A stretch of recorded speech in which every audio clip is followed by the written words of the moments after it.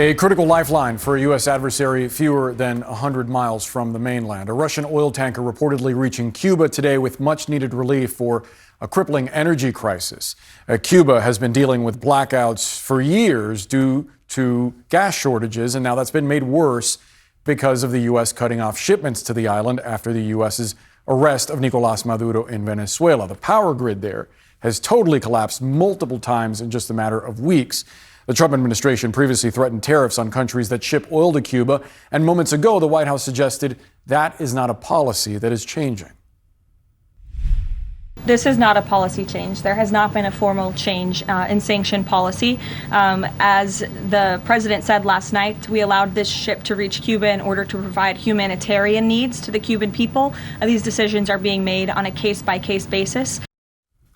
CNN's Patrick Ottman is live for us in Havana, busy texting sources, as you can see. Patrick, this obviously is a dire situation in Cuba. How significant is this shipment of Russian oil for the people? For a country that is on fumes, Boris, anything is significant. But of course, once this fuel gets to Cuba, it's going to have to be refined. That takes a little while. And it will only supply enough oil that this island needs for about 2 weeks, less than 2 weeks, energy analysts tell us. And we should point out that even though Russia is essentially defying Donald Trump here, defying U.S. sanctions, Cuba owes Russia about $1 billion. So we believe that this is just going to go on that already very large tab. Moving forward, is Russia going to continue to send more oil? Are other countries going to continue to send more oil? That it would essentially just be a donation to the Cuban government, because it does not appear the Cuban government has the money to pay for the oil at this point. Yeah, Caroline Leavitt, the press secretary, said the U.S. would allow more tankers potentially, but only on a case-by-case basis. So this perhaps is the exception rather than the rule. You had an eye-opening exclusive recently with the grandson of Fidel Castro, Sandro Castro, and some of what he said as a Cuban American, I did not expect. He says there are more capitalists in Cuba than communists right now. Well, you as a Cuban American and me as an American in Cuba, you know, he called me up and said, come over right now. We've been in touch with him. And obviously, the economic situation in Cuba is hitting everyone very hard, but the people at the bottom more than the people at the top. But here you have Sandro Castro. Anyone with the last name of Castro in this country, of course, is living better than just about anyone else. And even he says at this point, in his own words, that he's suffering. Hay que luchar como decimos todos los cubanos. Es duro, es duro. Even for a Castro, hasta para un Castro es duro. Durísimo, durísimo, porque sufres con miles de dificultades. Lo mismo un día no puedo ver luz, no puedo haber agua, no puede llegar una mercancía. Es duro, es duro, es duro. Before anyone gets too concerned, Sandro Castro has an electric generator. He has a car. He says he has no gas in the car, but he's doing much better than anyone else. But for someone like him with the last name of Castro to be complaining, to criticize the country's president, the leadership, and say that he thinks they're on the wrong path and that he hopes this island reaches a deal with Donald Trump. He's been making jokes about Cuba being sold to Donald Trump, that Trump would open a Trump Tower in downtown Havana. This is the kind of thing that for anybody but a Castro would get you in trouble here. It may even get him in trouble here. I was surprised and really couldn't believe the comments as he was making them to me. But as you said, Boris, he says that he's a capitalist and that he thinks that more Cubans at this point are capitalists than communists.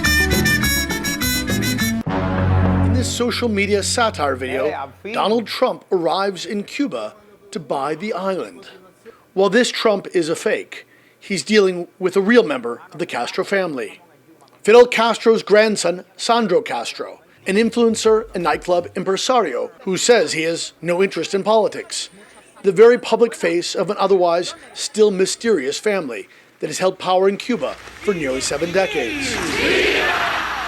At an interview in his apartment in Havana, Sandro Castro says he is a sign of the changing times on the communist-run island. And what would your grandfather, Fidel Castro, say that you're more capitalist than communist? Mi abuelo, él era una persona que tenía sus principios, cada cual es como él, lógicamente. pero también respetar a las otras personas.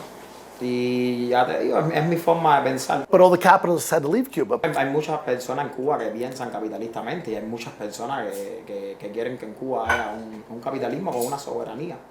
When we arrive for the interview, the neighborhood Castro lives in is in a blackout, a near constant condition these days with the U.S. oil blockade and power plants breaking down.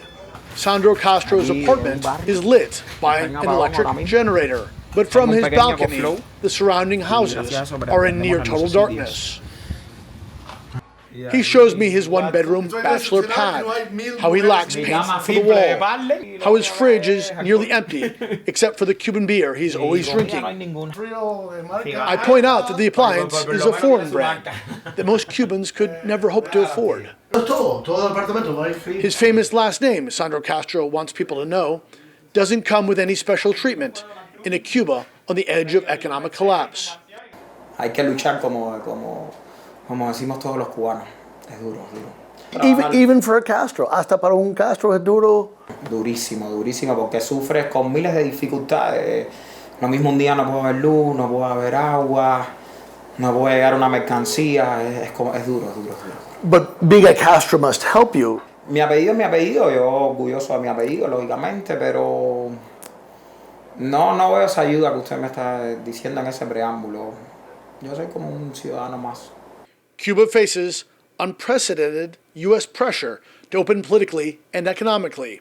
U.S. Secretary of State Marco Rubio, a Cuban American, has been reaching out to Cuban officials, including members of the Castro family. In one of his videos, Sandro Castro pretends to receive a call from Rubio, who he then hangs up on. Rubio has said Cuba needs new leadership, and that could include Cuban President Miguel Diaz-Canel stepping down. Despite Fidel and Raul Castro's support for Diaz-Canel over many years, Sandro Castro says he is no fan. Do you think President Diaz-Canel is doing a good job? No diría que está haciendo un buen trabajo. Para mí no está haciendo un buen trabajo. Porque hace rato tenía que haber hecho muchísimas cosas que no se han hecho bien. Y hoy en día nos están perjudicando en la actualidad. Cuba's leaders reject attempts to blame them for the crisis. And Sandro Castro says officials have questioned him about his often surreal and critical postings. As well, Cuban exiles regularly attack him online, he says. Why do you think there are people, though, that hate the Castro family so much? Es complicado porque también a lo mejor yo le digo, muchos cubanos también hubieran querido ser más capitalistas. Pienso hasta que la mayoría de los cubanos quieren el capitalismo, no el comunismo. Y a lo mejor eso ha creado una diferencia y un odio que tristemente no es producente. Sandro Castro says he supports Trump's calls to open the economy, if not his threats against the island. At the end of his video, he takes the U.S. leader on a tour of Havana. Hope from at least one member of the Castro family that a historic deal with the U.S. and opening on the island are possible.